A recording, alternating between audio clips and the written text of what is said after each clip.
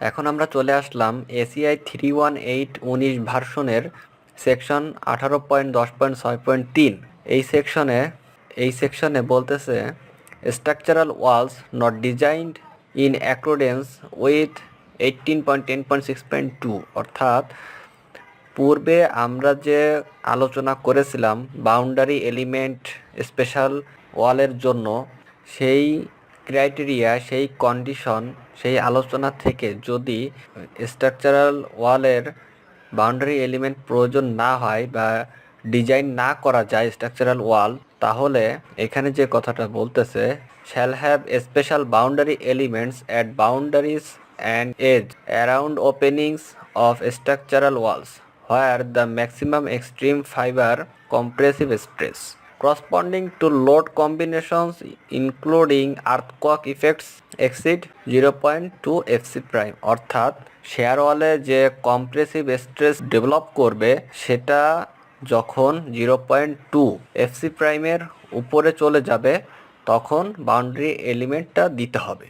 যদি পূর্বের সেকশনে, এই যে সেকশনে আমরা আলোচনা করেছিলাম, সেখানের কন্ডিশনগুলো, সেখানে ক্রাইটেরিয়াগুলো যদি ফুলফিল না করে সেক্ষেত্রে, আর এটা 0.2 এফসি প্রাইমের উপরে গেলে দিতে হবে এবং কোন পর্যন্ত দিতে হবে সেটা হচ্ছে 0.15 এফসি প্রাইম। অর্থাৎ আমরা যদি একটু ফিগার দিয়ে বোঝার চেষ্টা করি, সাপোজ এটা একটা শেয়ার ওয়াল, এই যে বিভিন্ন ফ্লোর, এটা তো এখানে 0.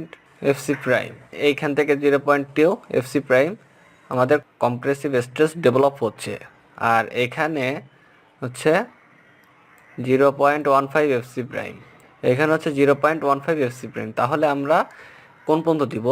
আমাদের পুরো শেয়ার ওয়ালের বাউন্ডারি এলিমেন্ট দেওয়ার প্রয়োজন নাই, জাস্ট এতটুকু পর্যন্ত দিলেই হবে। এখানে সেই কথাটাই বলতেছে।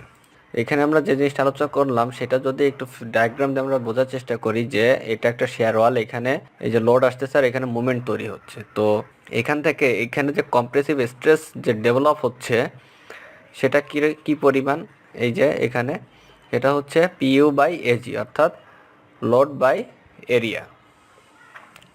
আর এখান থেকে যে যে মুভমেন্টের ফলে যে যে স্ট্রেস তৈরি হচ্ছে, ডেভেলপটা হচ্ছে স্ট্রেস, সেটা হচ্ছে এমসি বাই আই।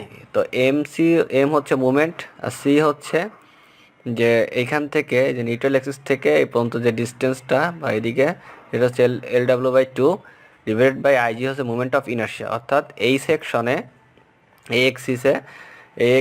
এই সেকশনের এই এরিয়ার যে মুভমেন্ট অফ ইনার্শিয়া। তো আমরা এই যে এইটা আর এইটা, এই দুইটা যোগ করে যদি টোটাল রেজাল্ট যে কম্প্রেসিভ স্ট্রেস আমরা পাবো সেটা যদি 0.2 এফসি প্রাইমের থেকে বড় হয় তাহলে আমাদেরকে বাউন্ডারি এলিমেন্ট দিতে হবে। এটা হচ্ছে এই ডায়াগ্রাম।